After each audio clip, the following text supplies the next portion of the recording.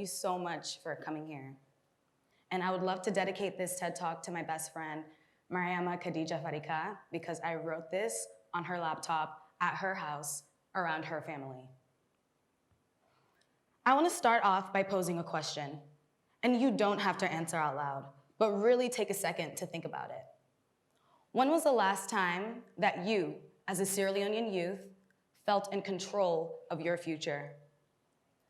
And I'm asking this because when I was sitting down to brainstorm what direction I wanted to go in with this talk, especially when studying and discussing topics like economic development, self-sufficiency, African liberation, and what role I play in that, I realized that all of my solutions and proposed ideas were targeted towards the government, organizations, or institutions that I believe hold the power to take us out of poverty, everyone else. And in a country where approximately 80.2% of the population are under 35 years of age, the only people that are seen as change catalysts are in the minority, and most times, international and external. And that's when it dawned on me that before I can even grasp the complexities of national change, we need to ask ourselves, and I need to ask myself, do I even feel like a change agent in my own life? My name is Cheukai Makari. It's Shauna, and it means stop, look back, and remember where you came from.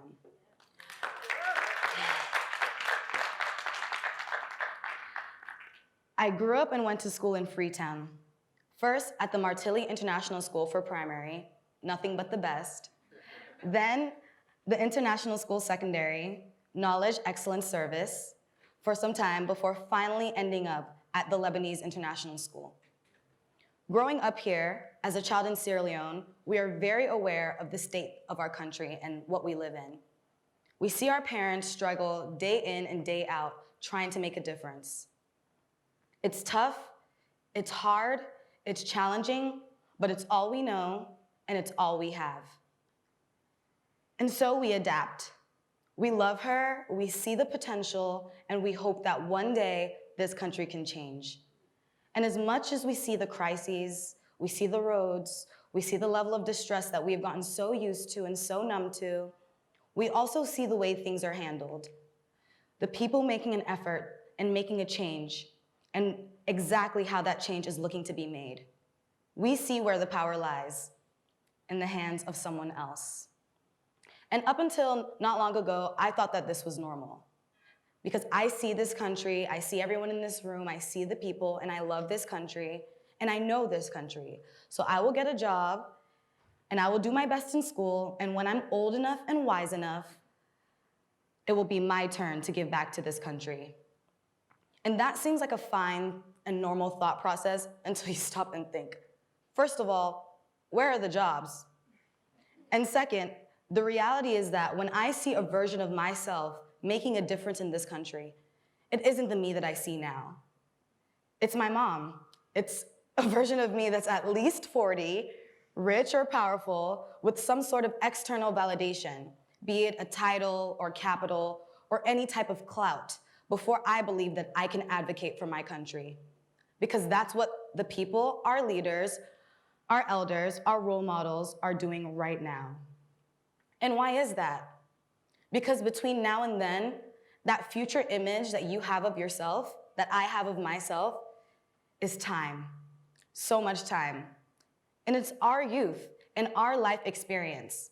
And we are the ones that have to live it and live here. And yet even the most ambitious of us have to unlearn the mindset of feeling powerless about the change that needs to be done in this country. Not later, not when we're established or deemed fit, but now.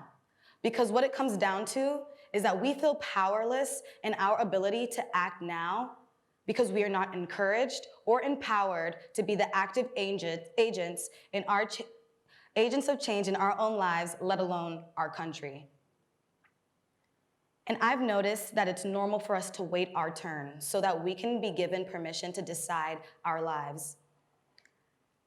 The state of this country affects our lives every day, and while we're waiting for the permission, for the money, for the power to finally change the situation, The instability and unpredictability of this country don't even guarantee us the time. And we, the young people, are in a state of complacency, when this is gonna be our reality for a long time, until we choose to do something about it. And as someone that is #struggling to unlearn the state of waiting my turn for others to give me the tools and validation that I need to start taking action for things that affect my life and my family and my future, it's not easy. Because since childhood, it's ingrained in us. And I remember sitting in class, multiple classes, learning that our freedom journey started in 1961, when Sierra Leone was granted independence from our colonial oppressors. The power of the pen, not the sword. And the thing is, we are very strong, mighty, and resilient people. This can be seen throughout our history and our warriors and our ability to bounce back after all the trauma that we have suffered. But when it comes to our mindset, everything about us as a people is way too laid back. Too laid back for the reality that we are living in and witnessing every day. Speaking frankly and extending it to the youth, as we are the majority, it manifests into a state of dependency and borderline subservience. It manifests into a state of dependence and subservience, myself included.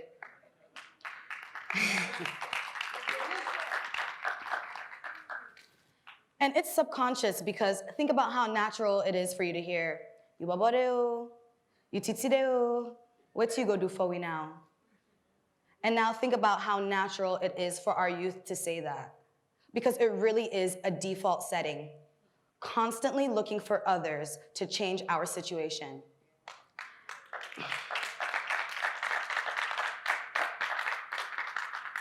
And until we are forceful to unlearn that mindset, we will keep fighting the vicious cycle of dependence that is allowing us to live in poverty. So in 2022, I'm still wondering, what is it gonna take for us to take that next step and understand that just because they say we are free as a nation does not make us free as inhabitants, and more specifically, the young people, to shape what our future could look like in this country. And when I say change, it doesn't have to be the biggest change in the world, and I really don't mean the biggest change in the world for everyone in the country. Even to make a change within your household or your community, you have to see yourself as self-sufficient to do so. But until we are able to alter the mindset that we are stuck in, we will continue to struggle to overcome the same exact hurdles. It's gonna take a forceful liberation, as in making it an active effort every day to wake up and free yourself from being dependent. And I know, because I depend so much on my family.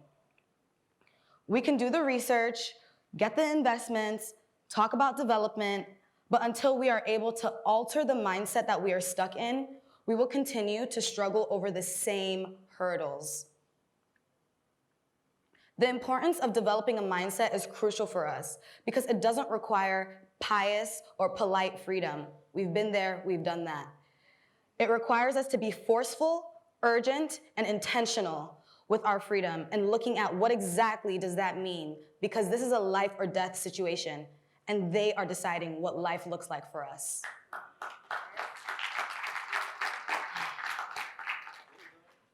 So instead of waiting for that time to come, and I'm not gonna preach because I'm not a genius and I don't know everything, I'm just gonna tell you what works for me.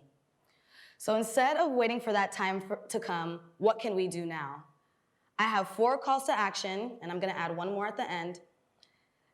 I have consistently helped me practice forceful freedom in my life and have challenged me to be a self-starter in my own life first and foremost.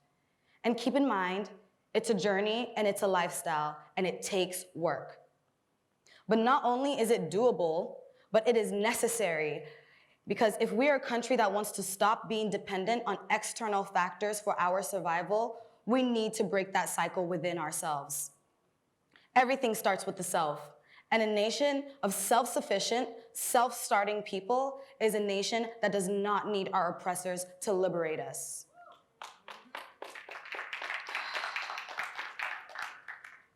So my first call to action that I'm really proud of is educating yourself beyond the conventional means.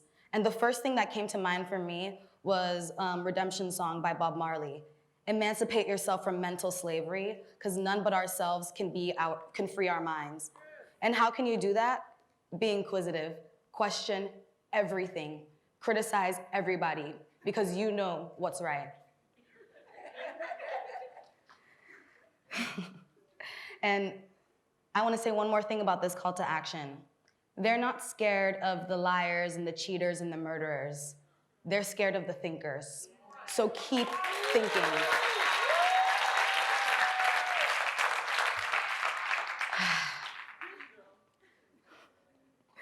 Think of the solutions. Oh, this is my second call to action. Think of the solutions outside the scope of what we consider to be a possibility.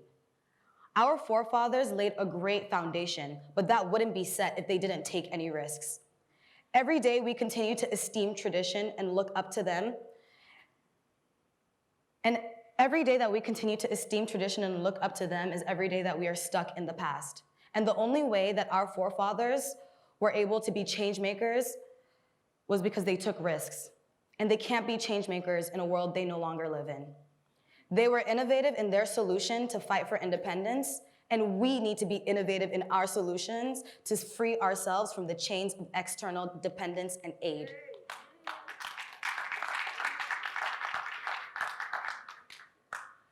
My third call to action is catalyze a conversation. Something is always going to be too intimidating, so just talk about it. That's why I'm grateful for events like this. The more you talk and develop, the more actionable it can be. And I'm telling you right now, me and my really good friend, Sophanie Gedahun, are gonna be teaching a course at Berkeley called African Women Towards Economic Development. And while we're gonna be talking, half of the class, the rest of the class is gonna be everyone else talking and telling me what they think and what they know. Because the smartest people are the people around you. You surround yourself with the smartest people. Argue it out. The best idea will come forth. And I would like to give a shout out to Ousmane Touré. I really don't know anything about him, but my dad told me that he's catalyzing a conversation in the Gambia. So I'm gonna look him up, and I think you guys should all do it too. My last call to action is have a sense of urgency to turn that conversation into action. It's not gonna happen until you start doing it. Have a sense of urgency. You guys see me. I cannot stay in one place. So have a sense of urgency. And my last unofficial call to action is know your role. Know your role. I don't know what else I can say about that, but you know greatness when you see it. Step to the side and let people be great. For a generation that is coined for being so woke and so progressive, Gen Z, the curators of tomorrow, I feel like Sierra Leonean youth are the exception.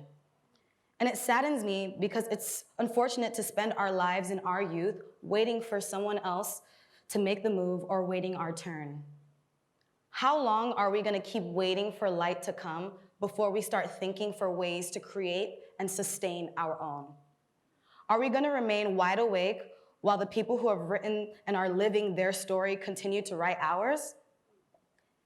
And from 1961 to now, it's been 60 years.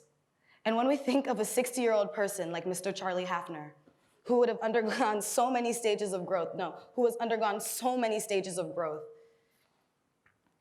you look at our country and it feels like our growth has been stunted. So I want to ask you again, do you, sitting here right now, feel in control of your future? And if not, I challenge you to forcefully liberate yourself in order to craft your own narrative. Because if we're not forceful every day in freeing ourselves from being mentally subservient and complacent, we're gonna be the ones at 60, finally with the perceived power to make a change in this country. And our first instinct will be to see someone else as the liberator. Thank you so much.